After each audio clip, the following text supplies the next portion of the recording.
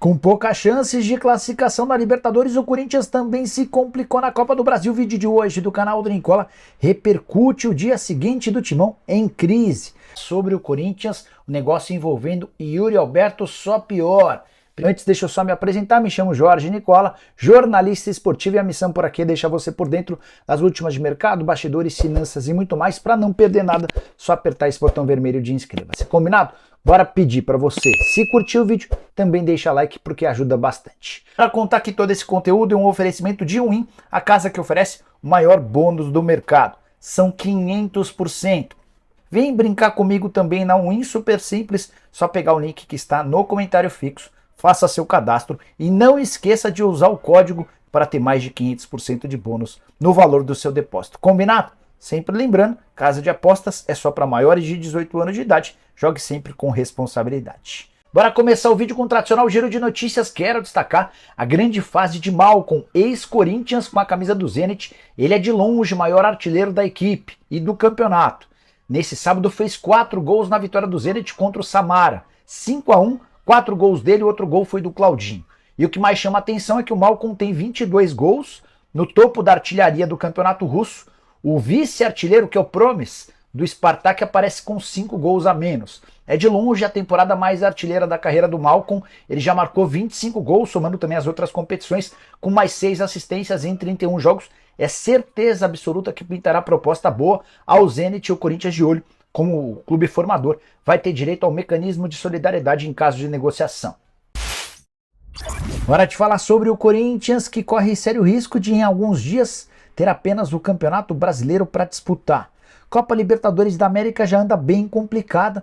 Corinthians perdeu em casa no turno para o Del Valle e também para o Argentino Júnior, que são seus principais concorrentes. Nesse momento é o terceiro colocado, com apenas 3 pontos conquistados contra 6 do Del Valle e 7 do Argentino Júnior. Vai precisar vencer um ou os dois no retorno, além de ganhar do Liverpool como mandante para ter chance de classificação.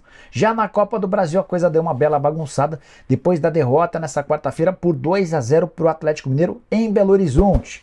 Corinthians até fez um primeiro tempo conservador e seguro, deu poucas oportunidades para o Galo, que aumentou a pressão na etapa final, e o Corinthians, sempre no segundo tempo, caindo de produção, assistiu a 2 gols de Paulinho, vitória super importante para o Atlético, que vai poder perder por até 1 gol de diferença na condição de visitante no jogo da volta na Neoquímica Arena para passar a próxima fase. O Paulinho foi entrevistado depois do jogo e não deu muitas esperanças de classificação na Copa do Brasil.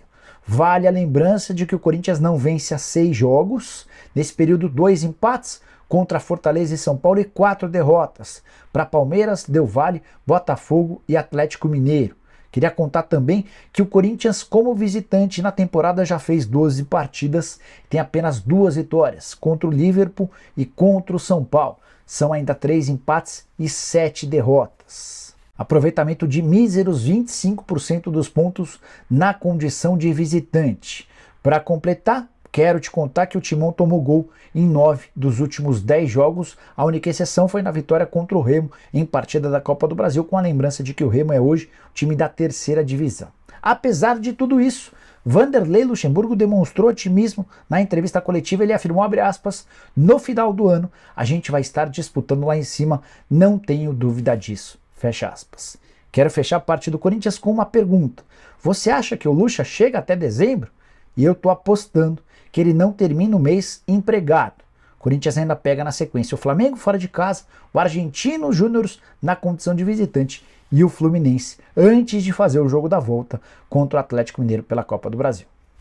Bora falar agora sobre um negócio que só piora envolvendo o Yuri Alberto e o Corinthians. Você sabe que no início do ano, para ficar com o Yuri em definitivo, o Corinthians fez uma série de concessões ao Zenit, que havia comprado o Yuri Alberto por 25 milhões de euros do Internacional. Pois bem, Corinthians acabou cedendo em definitivo o Robert Renan, que já se valorizou demais e pode ir para o Real Madrid.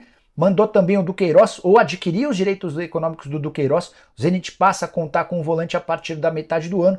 Ficou com a promessa de a preferência da compra do Pedro, que é um menino super badalado, e um percentual do Mantuan. Além de tudo isso, ainda ficou com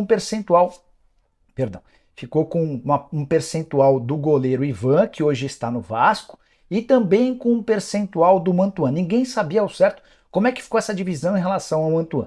Antes de gravar o vídeo, eu conversei com uma pessoa próxima ao meio atacante que segue emprestado ao Zenit até a metade do ano, e essa pessoa me confirmou que o Zenit passou a ser dono de 60% do valor de uma venda futura do Mantuan, enquanto o Corinthians detém 40% do valor de uma venda futura, embora os direitos federativos sigam presos ao Corinthians. Qual que é a diferença? Por direitos federativos, entenda a preferência para a escolha. Se o atleta continua na Rússia por empréstimo, se só vai ser vendido ou se precisa voltar ao Brasil. O contrato de empréstimo acaba agora em junho e ainda não há uma definição. O Zenit não procurou o Corinthians para tentar a compra do jogador.